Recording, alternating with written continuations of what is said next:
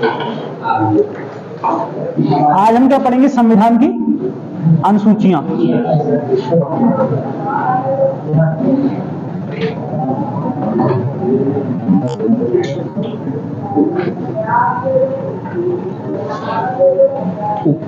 संविधान में कितनी अनुसूचियां हैं? मूल संविधान में पूछेगा कितनी अनुसूचियां थी, तो मूल संविधान में अनुसूचियों की संख्या थी 8, और पूछेगा वर्तमान संविधान में कितनी अनुसूचियां हैं? वर्तमान में है अनुसूचियों की संख्या 12। 4 अनुसूचियां बाद में जोड़ी गई, तो कुल मिलाकर कितनी है? वर्तमान में 12 है। मूल संविधान में कितनी अनुसूचियां थी? 8। भारत शासन अधिनियम 1935 आपने पढ़ा। भारत शासन अधिनियम 1935 में कितनी अनुसूचियां थी? 10। भाग कितने थे? 14। और अनुच्छेद कितने थे? 321। वो अलग है, वहां से बहुत कम क्वेश्चन पूछा जाता है। आपको वर्तमान वाली याद रखना है, एक संवैधानिक याद रखना है कि मूल संविधान में कितनी थी? 8, और वर्तमान संविधान में कितनी अनुसूचियां हैं?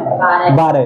ठीक, ये जो 8 अनुसूचियां हैं, ये तो जब संविधान तैयार हुआ था उस समय इसमें जुड़ी हुई थी। बाकी बची हुई जो 4 अनुसूचियां हैं वो हमने संवैधानिक संशोधनों के द्वारा बाद में जोड़ी है। तो कुल मिलाकर वर्तमान में 12 अनुसूचियां हैं, याद रखना। मूल संविधान में 8 थी। ठीक, अनुसूचियों में है क्या? तो अनुसूचियों में संविधान से संबंधित महत्वपूर्ण विषय दिए गए हैं। तो अनुसूचियों की संख्या पूछेगा आपसे, अनुसूची का नंबर पूछ लेगा, और उस अनुसूची में कौन कौन से विषय दिए गए हैं ये पूछ लेगा। ठीक, सबसे पहले अनुसूची 1, पीछे बता दिए, जहां भी अनुसूची पूछे, भाग पूछे, अनुच्छेद पूछे, पहले नंबर में क्या दिया गया है? संघ एवं उसका राज्य क्षेत्र। इसमें दिया गया है संघ एवं उसका राज्य क्षेत्र।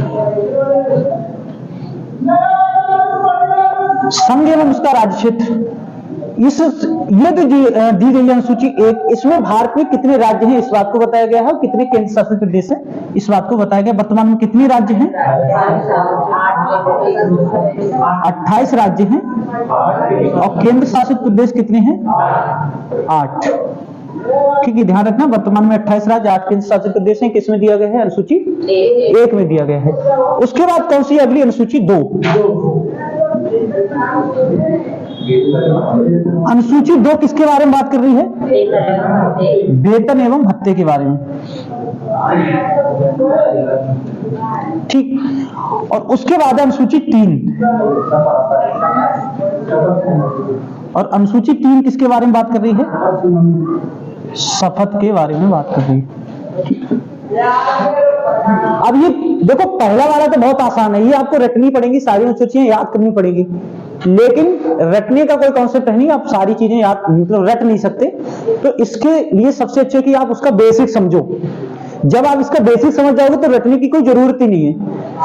ये बता दिया कि कहीं भी अनुसूची पूछे, भाग पूछे, अनुच्छेद पूछे, पहले की जब भी बात करेगा तो संघ एवं उसका राज्य क्षेत्र है उसमें। तो ये तो पहला तो आप हटा ही दो, चाहे पहला भाग पूछ ले, पहला अनुच्छेद पूछ ले, या पहले अनुसूची पूछ ले, उसे हटाओ। बात करते हैं दूसरी की। अब दूसरी में क्या दिया है? वेतन एवं भत्ते। किसका वेतन भत्ते? विभिन्न पदाधिकारियों की जो भारतीय राज्य व्यवस्था के लिए काम कर रहे हैं।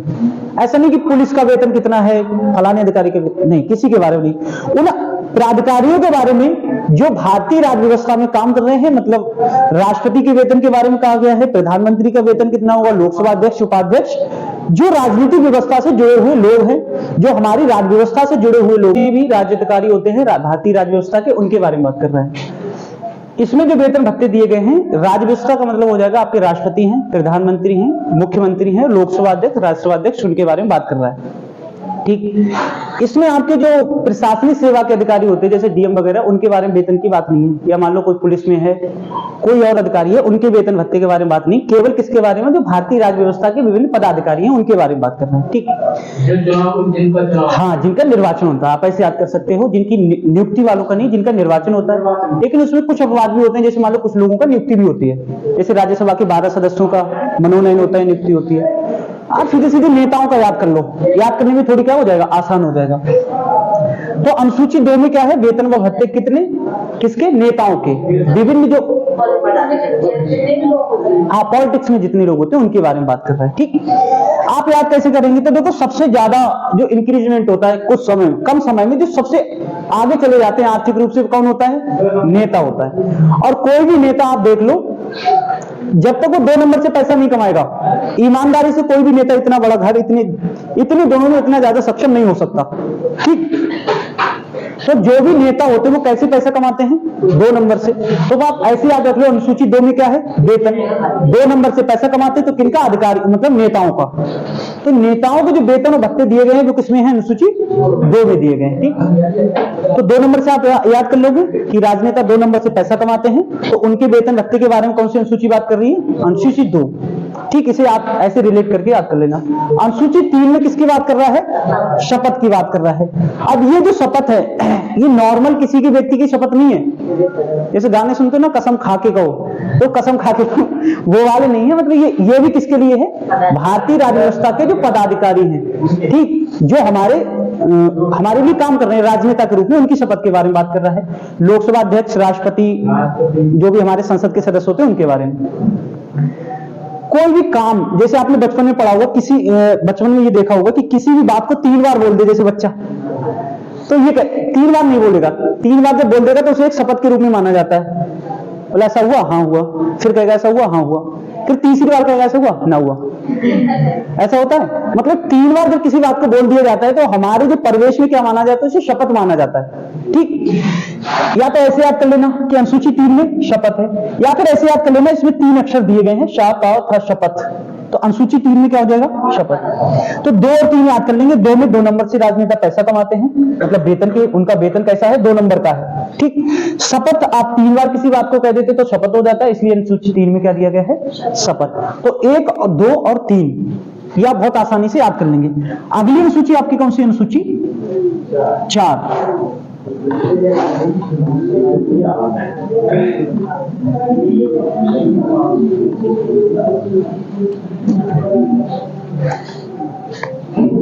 अनुसूची 4, अनुसूची 4 में क्या दिया गया है? देखो, इसका पूरा जो है विभिन्न राज्यों से राज्यसभा सीटों का आवंटन।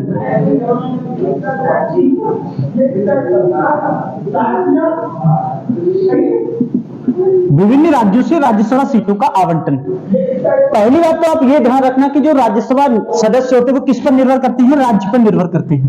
ठीक, ये आप जब राज्यसभा पढ़ेंगे आगे तो इस चीज को हम डिटेल में डिस्कस करेंगे। जो राज्यसभा सीटों का आवंटन होगा वो कहां से होगा? राज्यों से होगा। अब अनुसूची 4 को याद करने के लिए आप केवल इस शब्द को पकड़ लो, किसको? राज्यसभा को।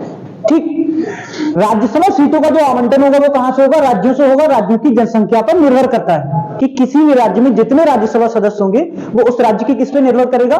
जनसंख्या पर निर्भर करेगा। ठीक, उस राज्य की विधानसभा सीटों पर निर्भर करेगा। जिस राज्य में जितनी विधानसभा सीटें होंगी उस आधार पर उस राज्य में क्या होंगी? राज्यसभा सीटें होंगी।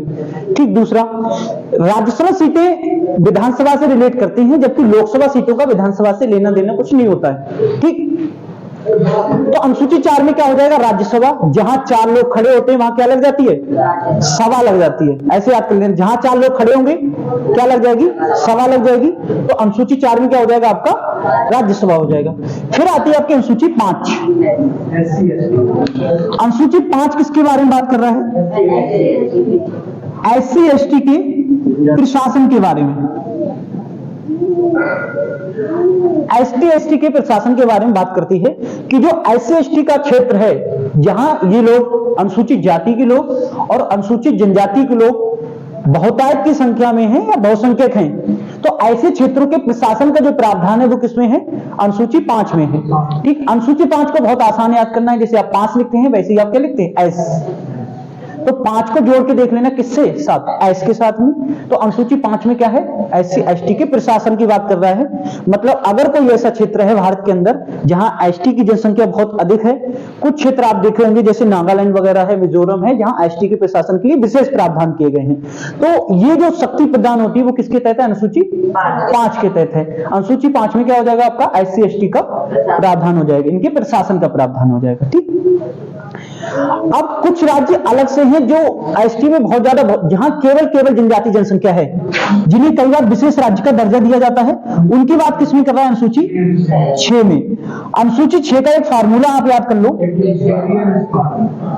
एटीएम स्क्वायर, या ए से क्या हो जाएगा इसमें? असम, त्रिपुरा, मिजोरम, और एक है आपका इसमें मेघालय। 4 राज्य इसमें दिए गए हैं, असम, त्रिपुरा, मिजोरम और मेघालय। अब आप विशेष कर इसमें यह ध्यान रखना कि मणिपुर नहीं है। ऑप्शन जब भी देता है तो ऑप्शन में मणिपुर जरूर देता है। ये केवल और केवल कितने राज्यों के प्रशासन की बात कर रहा है? 4। इन 4 ही राज्यों के प्रशासन की बात क्यों कर रहा है? तो इसका कहना, इसका मतलब यह है कि ये जो 4 राज्य हैं, ये संरक्षित राज्य हैं। किसके लिए? जनजातीय क्षेत्रों के लिए। एक तो हम एससी एसटी की बात ऊपर कर चुके हैं अनुसूची 5 में, ठीक। अनुसूची 5 में जहां आपको एसटी दिखाई दे रहा है, अनुसूचित जनजाति जो दिखाई दे रहा है, ये ऐसे क्षेत्रों की बात कर रहा है जहां टोटल नहीं है लेकिन बहुसंख्यक हैं। जैसे मान लो राजस्थान में चले जाओ, आपको बहुत ज्यादा जनजाति मिलेंगी। उत्तर प्रदेश में सबसे अधिक जनजाति कहां है? सोनभद्र में, तो वहां के प्रशासन की बात करेगा। लेकिन कुछ राज्य ऐसे हैं जहां टोटल क्या है? केवल जनजाति निवास करती है। तो उन 5 राज्यों के जो विशेष प्रशासन की बात की गई वो किसमें है? 6 में। वो हाँ, जो 4 राज्य हैं वो कौन से हैं? असम, त्रिपुरा, मेघालय और मिजोरम। उसमें है कौन सा नहीं, ये ध्यान रखना। हाँ, इसमें जनजाति रहती है। उसमें कौन सा नहीं है? मणिपुर नहीं है। और जो अभी आपने हिंसा देखी थी मणिपुर को लेके, वो इसी जनजाति की हिंसा थी। उसमें सामान्य लोग शामिल नहीं थे, वो केवल जनजाति की हिस्सा थी, ठीक। उसमें और वर्ग के लोग शामिल नहीं थे। और जो जनजातीय हिंसा होती है वो बहुत ज्यादा क्या होती है? खतरनाक होती है। वहां आप देखो किस तरह से वेपन है उन लोगों के पास, किस तरह से हथियार प्रोवाइड कराए गए हैं। तो ये जो लोग ज्यादा खतरनाक होते हैं, जो संविधान में बहुत ज्यादा विश्वास नहीं रखते, कानून व्यवस्था में बहुत ज्यादा विश्वास नहीं रखते हैं, समाज से कटे हुए लोग होते हैं, समाज के साथ जुड़े नहीं होते हैं, तो वो सामाजिक व्यवस्थाओं के इतने अच्छे से नहीं समझ पाते हैं। आपने घटनाओं में बहुत सारे दृश्य ऐसे देखोगे जो मतलब आपको एकदम से विचलित करने वाले होंगे, ठीक। हम लोग एक बार को सोचते हैं किसी काम को करने में, किसी के बारे में बोलते हैं या कुछ करते हैं तो उसे सोचते हैं, लेकिन वो लोग इतना विचार नहीं करते हैं। मतलब क्यों? क्योंकि उनकी शिक्षा व्यवस्था इतनी अच्छे से नहीं होती है। तो उनके लिए अलग से प्रावधान किया गया किसमें? 6 में। अब 3 आप याद कर लो, यहाँ से 4 मतलब जहां 4 लोग खड़े हुए सभा लग गई। 5 जैसे 5 लिखा जाता है वैसे लिखा जाता है। 6 एटीएम स्क्वायर, असम, त्रिपुरा, मेघालय और मिजोरम में प्रशासन की बात कर रहा है, ठीक। उसके बाद आती है आपकी अनुसूची 7 और 8।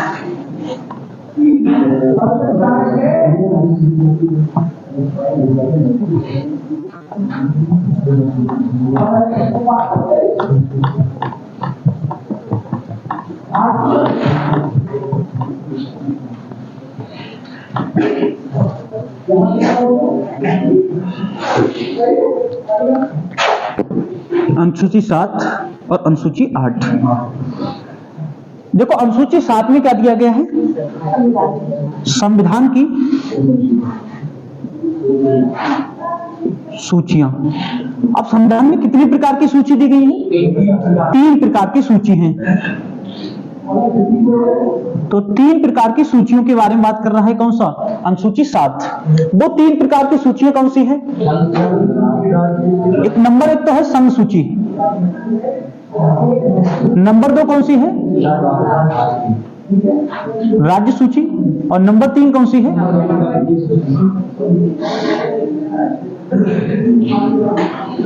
संवर्ती सूची, संघ सूची। अब देखो सबसे पहले अगर आपसे पूछा जाए सूचियों का प्रावधान कब आया भारतीय संविधान में, तो आप कहेंगे भारत शासन अधिनियम 1935।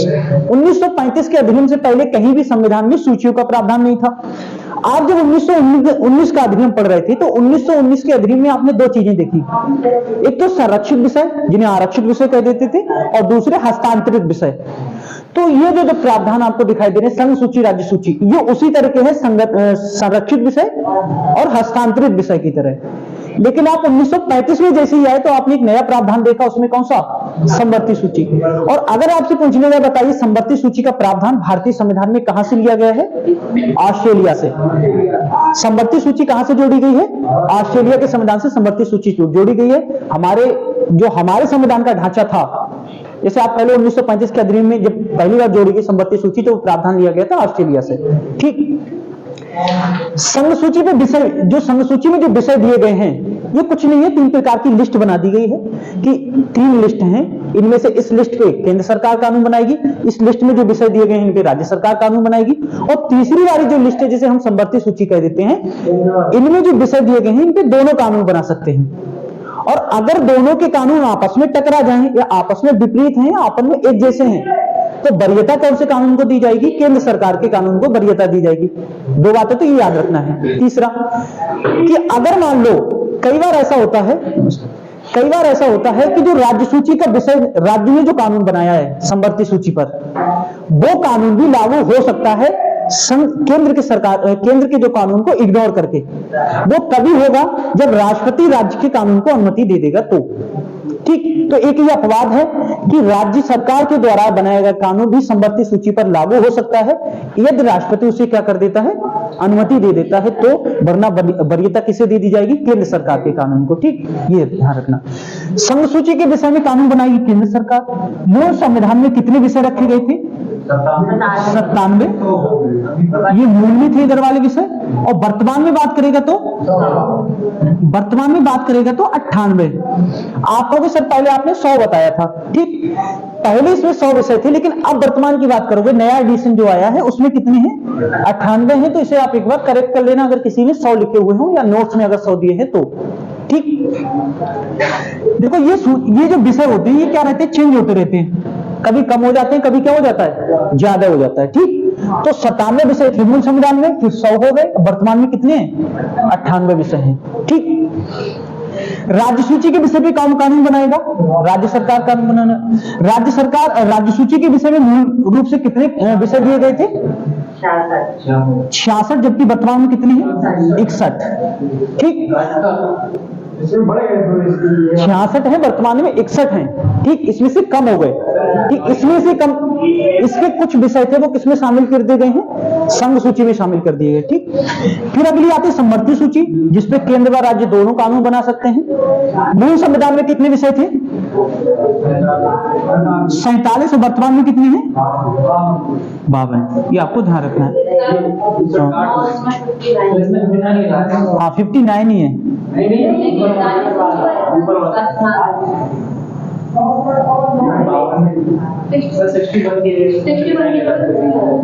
नोट्स में लिखा हुआ है।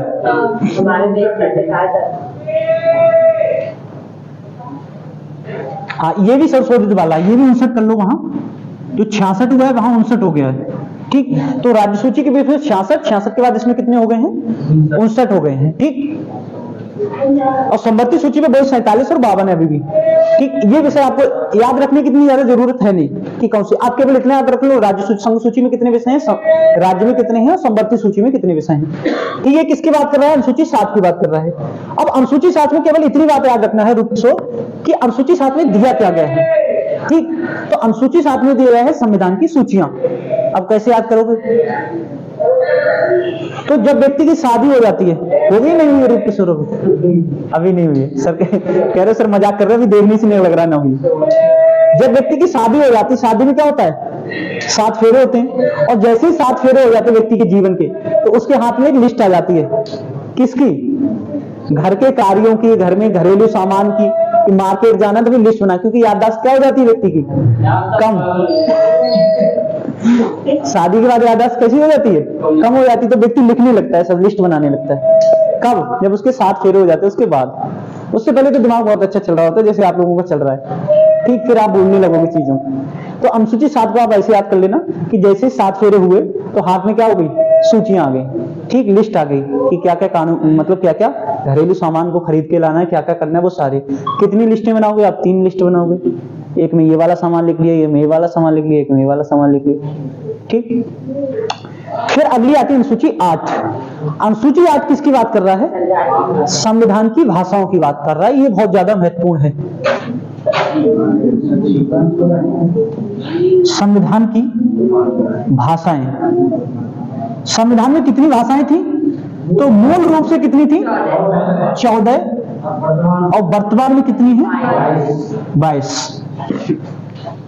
मूल रूप से इसमें 14 भाषाएं थी, जबकि वर्तमान में कितनी हैं? 22 भाषाएं हैं। अब पहले तो आपको ये 14 भाषाएं कौन सी थी ये याद करना थोड़ा सा कठिन है, उन्हें याद भी मत करना। उनमें से एक दो भाषा जो आपको याद रखना है जो नहीं है वो वाली, ठीक।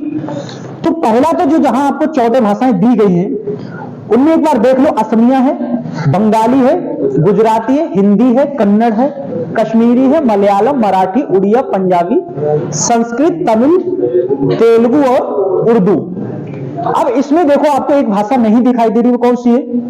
अंग्रेजी। बहुत महत्वपूर्ण है कि संविधान की 8वीं अनुसूची में कौन सी एक भाषा शामिल नहीं है। कौन सी नहीं शामिल है?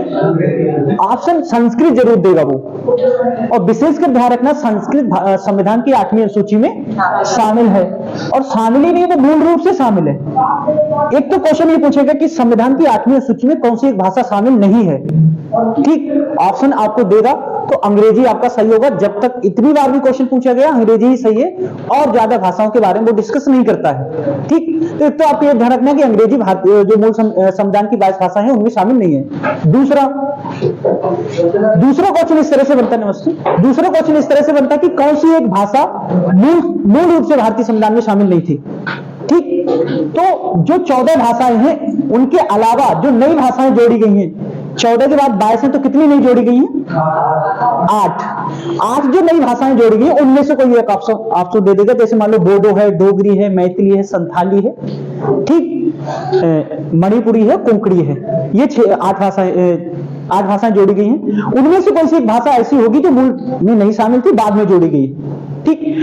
तो ये 14 के अलावा जो 8 है वो महत्वपूर्ण है, वो आपको याद करनी पड़ेंगी, ठीक। सबसे पहले भाषाएं जोड़ने के प्रारंभ हुआ वो कब से हुआ?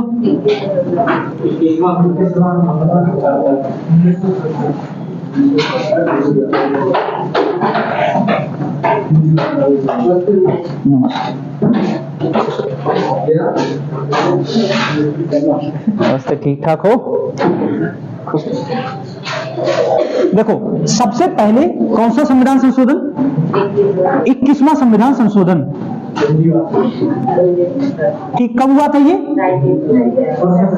1967 में। कौन सी भाषा जोड़ी गई इसमें? सिंधी भाषा। बहुत महत्वपूर्ण है। कौन सी भाषा जोड़ी गई? सिंधी भाषा जोड़ी गई, ठीक। फिर आपसे पूछेगा दूसरा आपको याद रखना है 71वां संविधान संशोधन।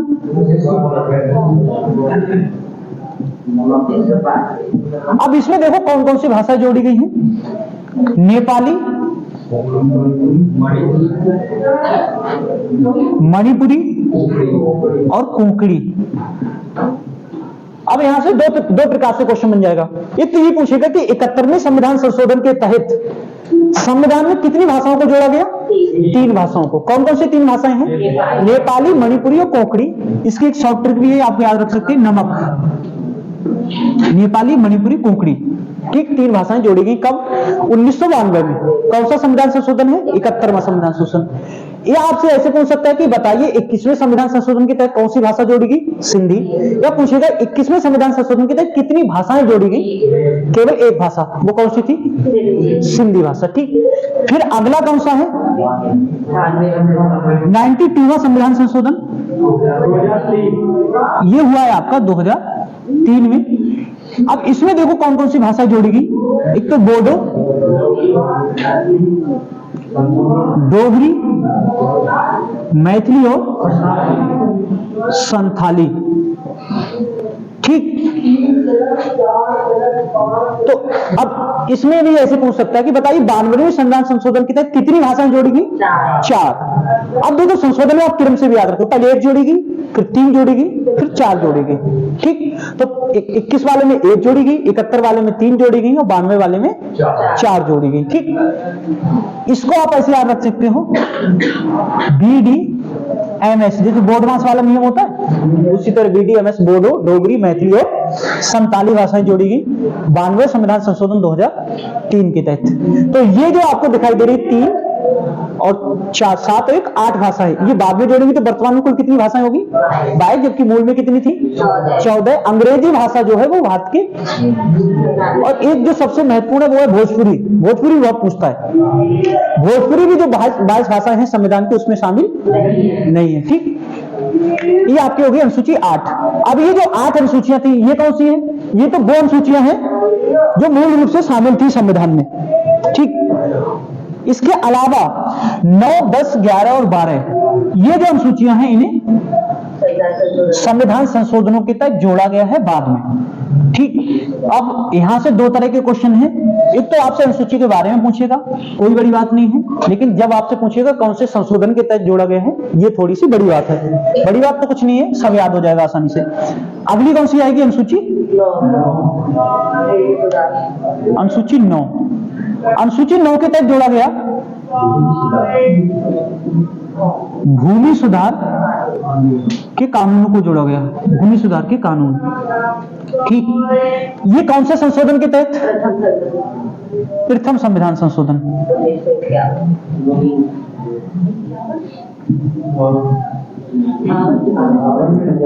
पहला संविधान संशोधन कब हुआ था? 1951। इसमें कौन सा लिखा हुआ है नोट्स में?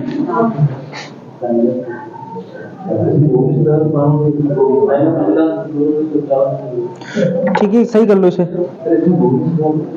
भूमि सुधार संबंधित कानून को जोड़ा गया है, ठीक। इसमें लिखा नहीं है?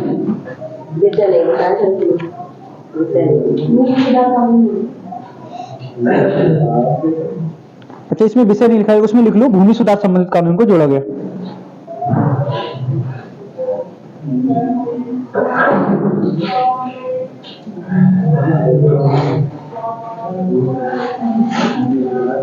ठीक।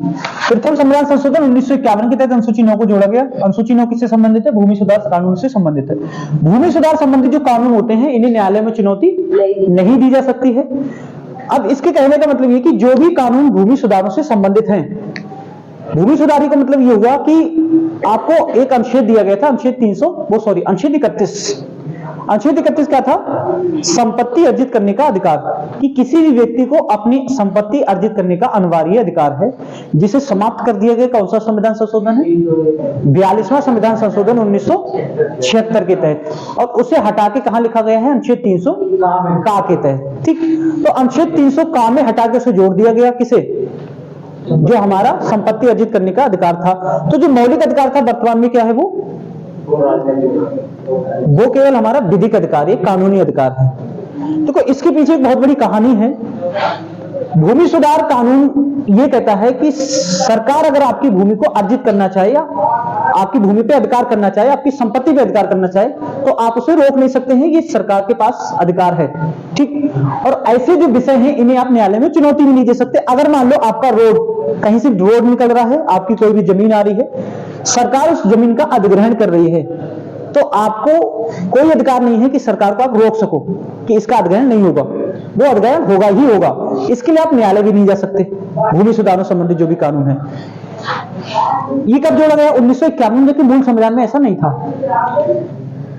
अब आप एक तरफ देखो 1951 से लेकर 1976 तक आपके पास दो तरह के कानून हैं। एक तो आपके पास 1951 से लेकर 1976 तक एक मौलिक अधिकार है, उस मौलिक अधिकार का नाम है संपत्ति अर्जित करने का अधिकार, अनुच्छेद 31। और दूसरी तरफ आप सरकार के पास एक पावर है कि आपकी संपत्ति को कभी भी चाहे अधिग्रहण कर सकती है। ये दोनों आपको एक दूसरे के विपरीत लग रहे होंगे, एक दूसरे के विपरीत हैं भी, लेकिन 1951 से लेकर 1976 तक ऐसा कोई विषय ही नहीं आया जिसको लेकर सरकार और किस पक्ष को लेकर इसमें विवाद होता। विवाद नहीं हुआ, तो जैसा था वैसा ही चलता रहा। लोगों ने भी उसकी तरफ या संसद ने भी उसकी तरफ बहुत ज्यादा ध्यान नहीं दिया। फिर एक केस आता है 1973 का, केशवानंद भारती बनाम केरल राज्य। और ये जो केस है केशवानंद भारती बनाम केरल राज्य, इसमें एक बहुत बड़ा परिवर्तन हुआ। इतना बड़ा परिवर्तन हुआ कि जब भी संविधान में सुधार पढ़ा जाएगा तब तक केशवानंद भारती केस पढ़ा जाएगा। और उसमें एक बहुत बड़े वकील थे जिनका नाम था नानी पालकीवाला, जो इस केस को लड़ रहे थे। इसके पीछे की बहुत ही इंटरेस्टिंग कहानी है केस की। नानी पालकीवाला जो थे मुंबई महाराष्ट्र के रहने वाले थे, और नानी पालकीवाला की जो फैमिली थी जैसे उनके नाम में जुड़ा हुआ ना सरनेम पालकी वाला, तो उनकी जो फैमिली तो पालकी बनाने का काम करती थी, उन्होंने उसे सरनेम के रूप में अडॉप्ट कर लिया था कि अच्छा पालकी वाला। महाराष्ट्र में आप चले जाओगे इस तरह के बहुत सारे आपको सरनेम मिल जाएंगे काम को लेके, चाय वाला है, इस तरह से जो जो व्यक्ति काम करता है काम को सरनेम बना लेता है, ठीक इस तरह के। तो नानी पालकी वाला ने क्या किया, वो उसी को अपने नाम को ही क्या बना, काम को क्या बना लिया था, सरनेम को। बोले ये तो हमारा पुश्तैनी काम है, इसी को सरनेम बना लेते हैं, ठीक है। हाँ, अब पालकी वाला कहा जाता है, बहुत सारी उनकी पुस्तकें भी हैं, बहुत बड़े वकील हुए हैं भारतीय इतिहास में। आप कह सकते हो आजादी के बाद बहुत बड़े वकील हैं, पहले नंबर पे तो आप ऐसे तुलना नहीं कर सकते, लेकिन बहुत बड़े वकील हुए आजादी के बाद, ठीक भारतीय इतिहास में। पालकी वाला किसी कॉलेज में गए थे लेक्चरर के लिए इंटरव्यू देने, ऐसा कहानियों में कहा जाता है। पालकी वाला को वहां 2 लोग इंटरव्यू देने आए थे, कोई महिला थी, एक पुरुष। ये स्वाभाविक सी बात है, अगर महिला पुरुष दोनों हैं तो कैसे सिलेक्ट किया जाएगा? ऐसा कतई नहीं है, ये गलत बात है। हाँ, लेकिन कहीं ना कहीं व्यक्ति का झुकाव रहता है फेमिनिज्म को लेके कि महिलाओं को वरीयता दी जाए, सही भी है एक प्रकार से, कि अगर एक महिला एक पुरुष है तो वहां वरीयता किसी दी जानी चाहिए, महिला को दी जानी चाहिए। पुरुष तो किसी न किसी तरह से हाथ पैर मार के कुछ ना कुछ और कर ही लेगा, महिलाओं के पास इतनी ज्यादा अपॉर्चुनिटी नहीं होती है। ऐसा ही कहीं उस कॉलेज ने सोचा होगा। उस कॉलेज ने उन 2 कैंडिडेटों में से चुन लिया, किसे? महिला को। लेक्चरर कौन बन गया? वो महिला बन गई। नानी पालकी वाला जो थे, उनके अंदर इस तरह की टीस रहे थे कि मैं क्यों सेलेक्ट ना हुआ। कोई बात नहीं, संघर्ष करके वकालत, उन्होंने पहले LLB वगैरह की थी, तो वो वकालत में अपना प्रैक्टिस करने लगे। प्रैक्टिस करते करते उन्हें पता चला कि ये काम तो मेरे लिए ही बना है, मैं तो इस काम को जी सकता हूं। और जो व्यक्ति अपने काम को जीने लगता है ना, फिर उसे दुनिया में कोई नहीं रोक सकता। आप कितनी भी बाधाएं बन जाओ उसके जीवन में, उसे रोकना बड़ा मुश्किल है जो अपने काम को जीता है। एक तो व्यक्ति होते हैं काम करने वाले, एक व्यक्ति होता है काम को जीने वाला। जिस दिन तुम अपने काम में जीने लगोगे, थकान नाम की कोई चीज ही नहीं होगी। थकान तभी पता चलेगी जब आप शाम को बिस्तर पे जाओगे तो। इससे पहले पूरा दिन तुम्हें कभी थकान नहीं मिलेगी और कभी भी किसी मोटिवेशन की जरूरत नहीं पड़ेगी।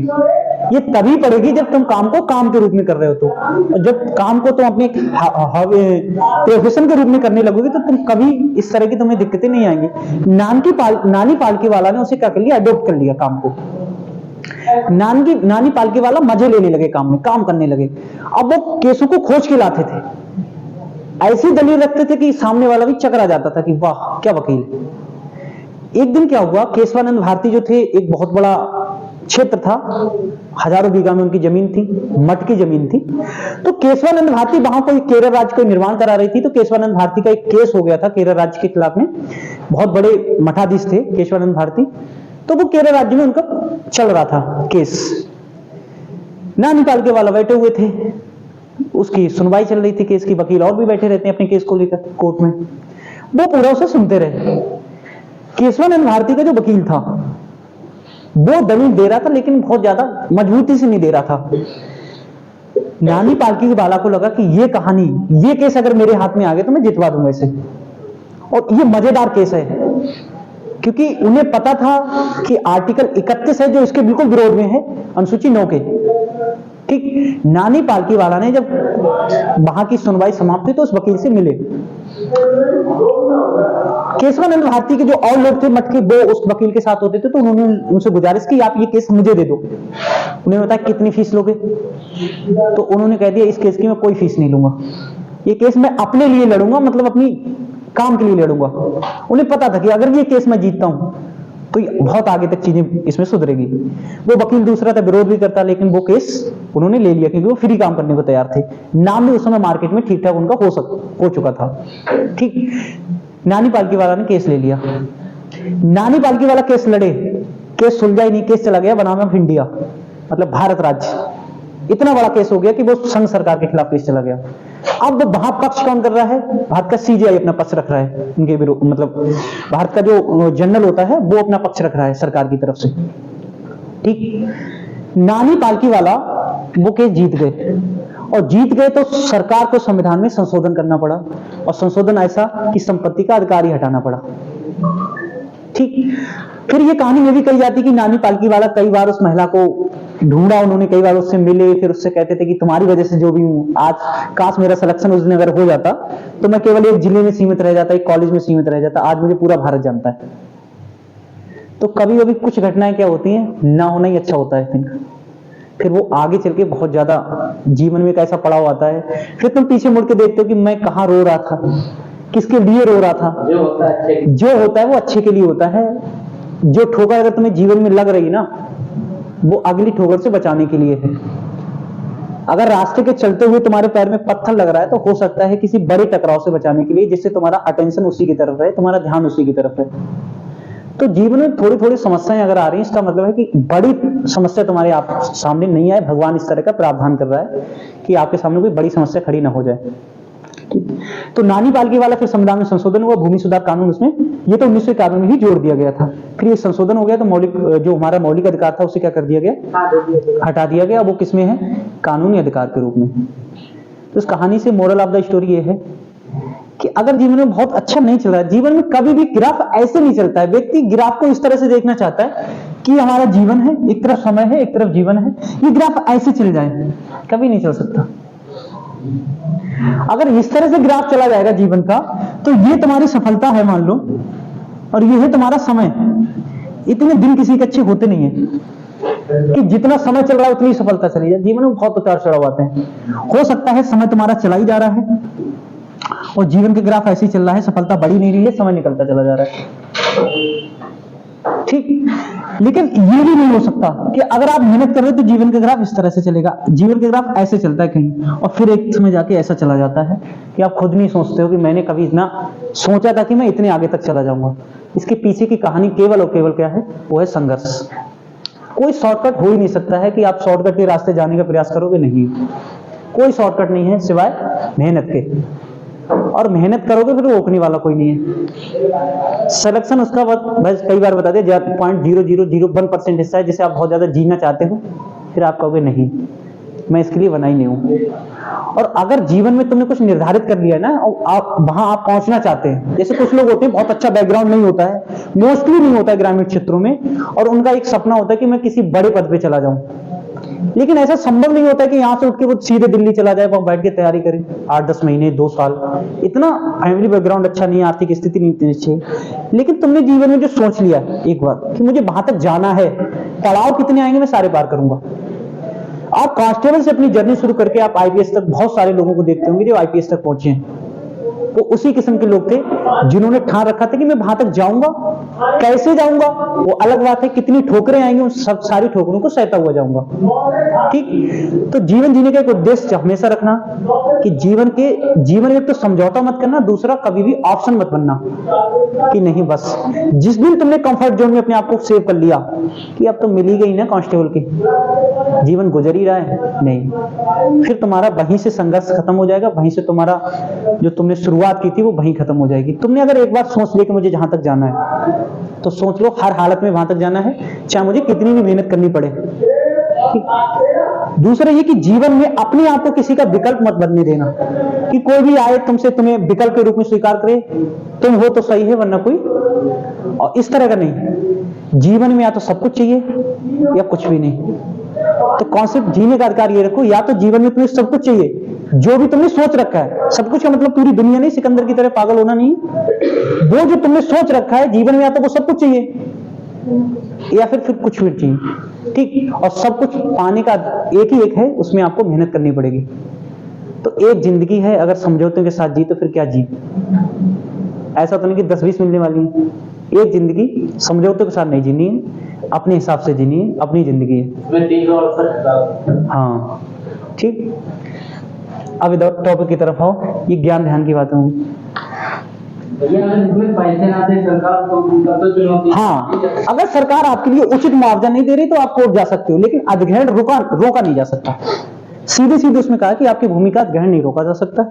आप सरकार के मतलब खिलाफ जा सकते हो केवल मुआवजे के हक में, आपका मुआवजा देने का। अगर कई बार ऐसा हुआ भी है, सरकार ने, कोर्ट ने कहा भी है कि उचित मुआवजा दिया जाए, और कोर्ट ने कई बार निर्धारित किया इस चीज को कि इतना मुआवजा इस जमीन का है तो इतना मुआवजा दिया जाए। लेकिन आपका कि मैं पैसा नहीं लूंगा, मेरा अधिग्रहण ना हो, ऐसा नहीं हो सकता, क्योंकि इसे आप न्यायालय में चुनौती नहीं दे सकते, ना से, याद कर लेना, ना से नहीं दे सकते न्यायालय में चुनौती।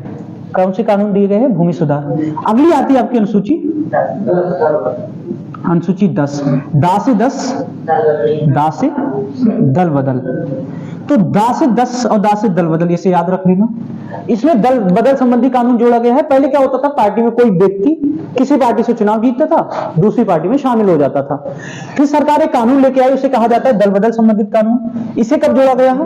52वां संविधान संशोधन, ये 1985 में दल बदल संबंधित कानून जोड़ा गया, और इसमें प्रावधान कर दिया गया कि कोई भी व्यक्ति, ऐसा नहीं कि किसी पार्टी के जीतने के बाद अगर उसकी पार्टी हार जाती है और कोई कैंडिडेट जीत जाता है, तो वो हमेशा क्या करता था, जीती पार्टी में शामिल हो जाता था, मंत्री बनने के लालच में, या कुछ सुविधा ज्यादा मिलती है, ज्यादा काम मिल जाता है, इस चक्कर में। तो सरकार ने इस पे प्रतिबंध लगा दिया कि कोई व्यक्ति जीतने के बाद अपना दल नहीं बदल सकता है। लेकिन उसके कुछ अपवाद भी हैं कि उसे आप कैसे बदल सकते हो। अगर मान लो 1/3 सदस्य पार्टी छोड़ के जा रहे हैं तो दल बदल हो सकता है, ठीक। लेकिन 1-2 सदस्य जा रहे हैं, 1/3 से कम जा रहे हैं, तो दल बदल, तो उसकी संसद की सदस्यता क्या कर दी जाएगी? समाप्त कर दी जाएगी। इसका सबसे अच्छा उदाहरण है आपके यहाँ के जो वर्तमान सांसद हैं, doctor Sanghamitra Maurya.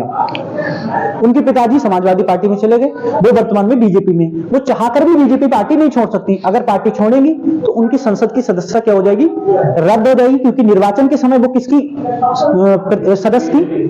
BJP party की थी। तो दूसरी पार्टी में अगर वो जाना चाहेंगी तो संसद से उनकी सदस्यता क्या कर दी जाएगी? रद्द कर दी जाएगी। कौन सा कानून लागू हो जाएगा उनके खिलाफ? दल बदल का कानून लागू हो जाएगा। अनुसूची 10। हाँ, अगर 1/3 सदस्य छोड़ के जा रहे हैं किसी पार्टी को, तो दल बदल का कानून लागू नहीं होगा, ठीक। अगली आती है आपकी अनुसूची 11। अनुसूची 11 में क्या दिया गया है?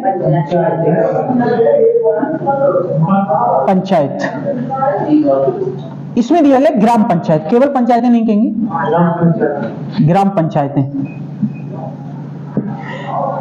ये ग्रामीण स्तर पर व्यवस्था बनाई गई है स्थानीय सुशासन के लिए, ग्राम पंचायतों को जोड़ा गया। कौन सा संविधान संशोधन था? 73वां संविधान संशोधन हुआ था, ये 1993 में, हाँ सॉरी 1992 में।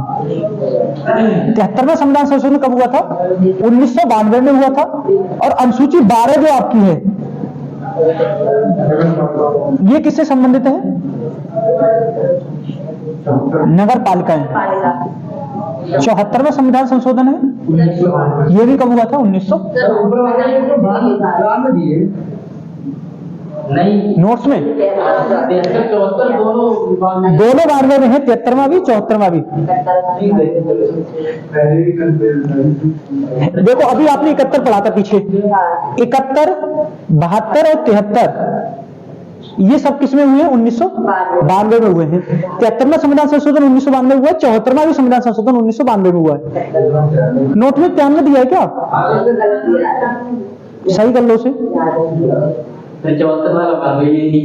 हाँ, अब ऐसा कैसे हो सकता है? देखो ये मिस वो हो गया है इसमें टाइपिंग में थोड़ा सा, ठीक। ग्राम पंचायतें जो ग्रामीण स्तर पर स्थानीय व्यवस्था को स्थापित करेंगी, और नगर पालिकाएं जो शहरी निकाय के रूप में शामिल किए गए हैं। ग्राम पंचायतों के लिए कितने विषय प्रदान किए गए काम करने के लिए? 29। और नगर पालिकाओं के लिए कितने? 18। अब देखो, आप मान लो किसी गांव के प्रधान बन जाओ, कोई बड़ी बात तो है नहीं, विधायक भी बन सकते हो, सांसद भी बन सकते हो। जीवन कहां ले जाएगा ये पूर्व निर्धारित नहीं होता है, ये मेहनत पे निर्धारित होता है, ठीक। आप मान लो किसी गांव के प्रधान बन गए। प्रधान बनने के बाद आपको ये नहीं पता कि मेरे अंदर में विषय कौन से हैं। आपके मोस्टली गांव के प्रधान को नहीं पता होता है कि मैं कौन कौन से विषय पे काम कर सकता हूँ, ठीक। अब ये देखो पावर किसके पास ज्यादा है? चेयरमैन के पास ज्यादा है, ग्राम प्रधान के पास? ग्राम प्रधान के पास ज्यादा है। कोई कह रहा है चेयरमैन के पास ज्यादा है। ग्राम प्रधान के पास 29 विषय दिए गए हैं, और जो चेयरमैन वगैरह होंगे उनके पास कितने? 18 विषय दिए गए हैं, ठीक। तो जो 29 विषय दिए गए हैं, ये उसी ग्राम प्रधान को दिए गए हैं कि वो इन 29 विषय पे गांव में काम करवाएगा। उसमें पुलिया हो सकता है, खेत में जो रोड पड़ता है जिसे चकर रोड कहते हैं वो हो सकता है, नाली निर्माण हो सकता है, नाले का निर्माण हो सकता है, तालाब की खुदाई हो सकती है, ठीक। जो बेरोजगार लोग होते हैं उनके लिए जो रोजगार उपलब्ध कराया जाता है मनरेगा के तहत 29 तरीके के 29 विषय के काम करा सकता है, उसे 29 तरीके के काम दिए गए, ऐसे समझ सकते हो आप। अब आप बहुत सारे स्टेट हाईवे बनवा सकता है, नहीं बनवा सकता वो अपने गांव की सड़क खड़ंजे करवा सकता है केवल, ठीक। छोटी मोटी पुलिया का निर्माण करा सकता है, कोई पुल वगैरह है उसका निर्माण करा सकता है, ठीक। क्या हाँ आवास वगैरह वो केवल आवास वगैरह के लिए वहां से लिख के दे सकता है, वो मिलता केंद्र सरकार की तरफ से या राज्य सरकार की तरफ से, अपने पैसे से इस तरह की सुविधा नहीं दे सकता है। अपनी तरफ से साफ सफाई रखवा सकता है, ठीक। अपनी तरफ से ज्यादा सीसीटीवी कैमरे लगवा सकता है, प्रत्येक चौराहे पे लाइट लगवा सकता है। प्रधान के पास इतना बड़ा काम नहीं होता है कि वो किसी फ्लाईओवर का निर्माण करा दे गांव में, ठीक। गांव में जरूरत भी क्या है फ्लाईओवर की, इतना कर सकता है। अगर प्रधान बहुत अच्छा है, गांव का पढ़ा लिखा व्यक्ति है, तो इतना कर सकता है जितना विकास शहर में चेयरमैन कर सकता है उतना सब। पैसा अगर एक काम करेंगे पैसा देगी नहीं, पैसा आने ना आने का कॉन्सेप्ट भी प्रधान के ऊपर डिपेंड करता है। तुम्हें बिल्कुल जानकारी नहीं किसी काम को लेके, अब सरकार आपके पास चल के तो नहीं आ रही कि भैया लो ऐसा करो काम करवा लो, भाई तुम्हें खुद दिखाना पड़ेगा मेरे यहाँ ये काम की कमी है, आप 10 बार लिख के दो। ये बात सही है, कुछ क्षेत्र में कुछ प्रधान जागरूक हैं, काम नहीं मिल रहा है, ये बात भी सही है, लेकिन आप कम से कम कोशिश तो कर सकते हो ना अपनी तरफ से। आप बगैर कोशिश किए कह रहे हो कि पैसा नहीं आ रहा। हाँ ठीक, तो जब आप कोशिश करोगे, देखो प्रधान के पास इतनी पावर होती है कि वो डीएम के सामने बैठ के फेस टू फेस अपने विषय को रख के बहस कर सकता है, बात कर सकता है। लेकिन जब डीएम या डिस्ट्रिक्ट मजिस्ट्रेट या जिलाधिकारी आता है तो प्रधान भीगी बिल्ली की तरह उसके पीछे घूम रहा होता है। भाई अगर तुमने ईमानदारी से काम किया है, तुमने ईमानदारी से अगर काम किया है, तुमने किसी प्रकार की कोई बेईमानी नहीं की है। आप अभी एक योजना चल रही है हर घर जल योजना, जिसके तहत जो पाइप लाइन पड़ रही है गांव के अंदर, ठीक। आप देखो गांव में जो कार्यदायी संस्था है, जिस कंपनी को टेंडर मिला हुआ है इसका, उसने क्या किया है, बहुत सारे रोड तोड़वा दिए गांव में, बीचों बीच में से तोड़वा दिया। सुन लो, तो उसके तहत जिस वो संस्था ने उसको रोड को तोड़वाया है, या सबसे अच्छा उदाहरण देखो आवास विकास में जब ये गैस की पाइपलाइन पड़ी थी तो उसने तोड़वाया था। प्रधान के पास ये पूरा अधिकार होता है कि जब तक वो ना देगा लिखित में कि आप इस तरह की रोड हमारे यहाँ तोड़वाओ, तब तक कोई नहीं तोड़वा सकता। लेकिन प्रधान को खुद नहीं पता होता है कि मेरा ये अधिकार भी है। दूसरी कंपनी आई, रोड तोड़वाया, रोड टूटा हुआ छोड़ के चली गई, प्रधान उसकी तरफ नजरी ध्यान ही नहीं रख रहा है। गांव वाला कोई कहता भी हो तो प्रधान कह देता है ये तो वो ऊपर से काम था, हम क्या कर सकते इसमें। अरे भाई जिस कंपनी से तोड़ा उसका पूर्ण करने का भी उसका अधिकार है, उसका कर्तव्य बनता है वो काम पूर्ण कराए। और अगर प्रधान अपनी पे आ जाए तो पूरा काम उससे करवाएगा कि भाई तुम तोड़ोगे तभी जब इसे सही करवाओगे। लेकिन प्रधान को कुछ पता ही नहीं है। हाँ देखो, जनता तो प्रधान को ही बोलेगी ना, क्योंकि जनता का प्रतिनिधि कौन है, प्रधान। जनता उसके पास लड़ने थोड़ी जाएगी, जनता लड़ भी नहीं सकती ना उससे, संस्था से। तो ये प्रतिनिधित्व कौन कर रहा है, प्रधान कर रहा है, तो प्रधान का काम बनता है, ठीक। तो ये 18 विषय किसमें है, नगर पालिकाओं में, 29 विषय किसमें है, ग्राम पंचायत में, ठीक। अब एक बार आप सारी अनुसूची एक बार रिवाइज कर लो।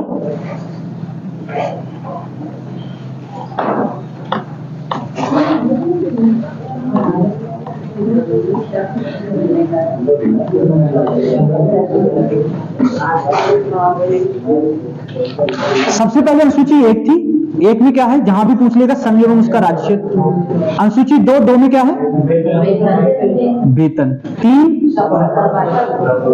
शपथ। 4 में राज्यसभा सीटों का आवंटन। 5 में SC ST। 6 में 4 राज्यों का प्रशासन है, 18 स्क्वायर। 7 में संविधान की सूचियां। 8वीं क्या है, भाषाएं। 9वीं क्या है, भूमि सुधार। 10वीं क्या है, दल बदल। 11वीं क्या है, ग्राम पंचायत। और 12वीं क्या है, नगर पालिकाएं। ठीक, रूप की सोच समझ में आया, कहीं कोई दिक्कत तो नहीं है। अब ये जो है आपको ऐसी 12 के 12 याद करना है, इतने शॉर्ट में आपको याद करना है। पूरे डिटेल में याद करने की कोई जरूरत नहीं है, वहां आपके विषय वगैरह नहीं पूछेगा इसे। ठीक, वनडे का एग्जाम है, इतने सारे डिटेल में नहीं पूछता है, डायरेक्ट अनुसूची पूछ लेगा आपसे कि वेतन के बारे में प्रावधान कौन सा है, शपथ के बारे में प्रावधान कौन सा है, ये सारी चीजें। कल से हम संविधान में आगे बढ़ेंगे तो भाग 1 से इसे कंटिन्यू करेंगे, ठीक है।